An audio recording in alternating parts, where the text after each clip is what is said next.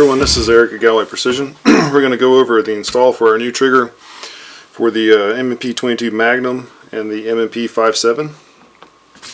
This is going to be the same whether you've got a 5.7 or a 22 Magnum.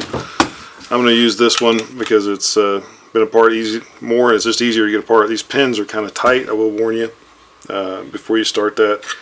You have to really drive on these from the factory to get them out. So to start with, no magazine, no ammunition, pull the trigger, okay? You're just going to field strip the slide off just like you would to service it for cleaning.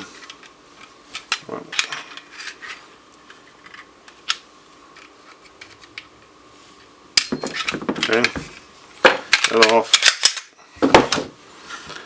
Alright, now to do this, it's one of the easier ones out there. You're just going to knock this pin out, locking block will come out, and then you just lift the trigger bar up and the trigger pops.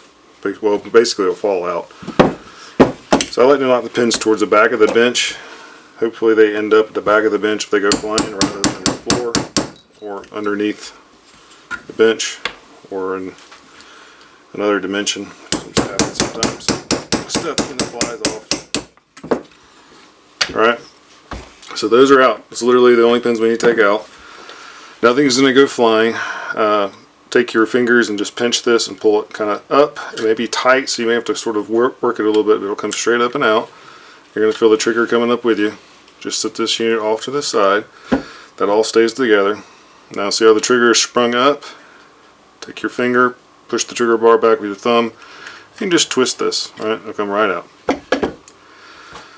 This one doesn't have the trigger safety in it. That's not going to affect the install because you're not reusing any of that. Take the trigger return spring, set it off to the side. You're going to knock this pin out. It's going to come out this left side. It's splined, so it only comes one way. We're going to reuse this pin, alright? Take my little starter punch.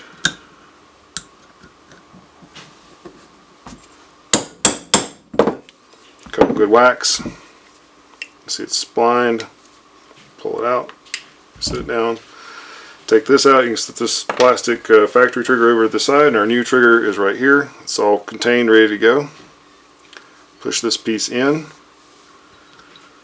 Take your splined pin. Make sure you get the splines the right direction.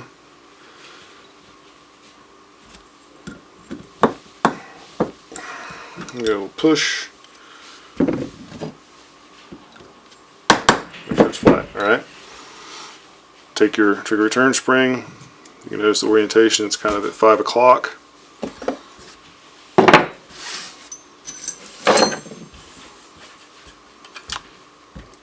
Hold this, drop this straight down, you can pull the trigger bar up.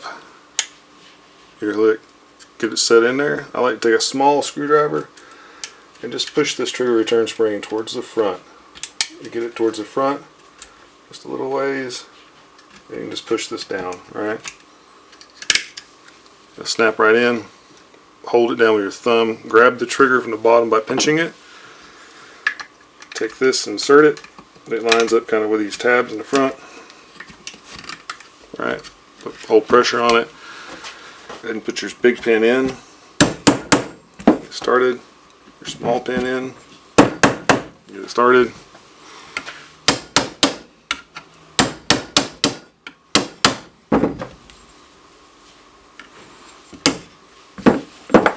Seated, okay? That's pretty much it. Now, reassemble it like you normally would.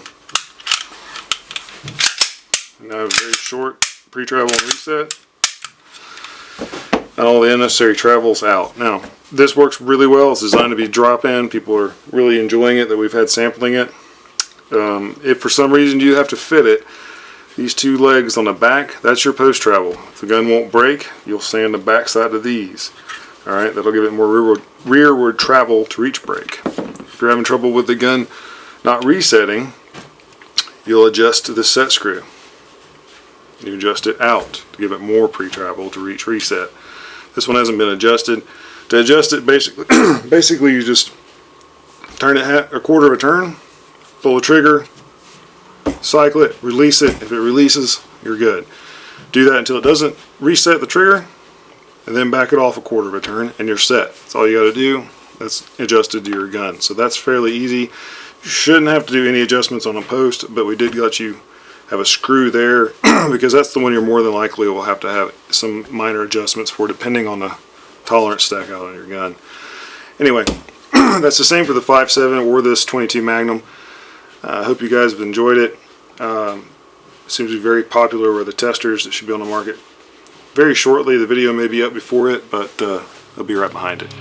As always, be safe, be accurate, and God bless.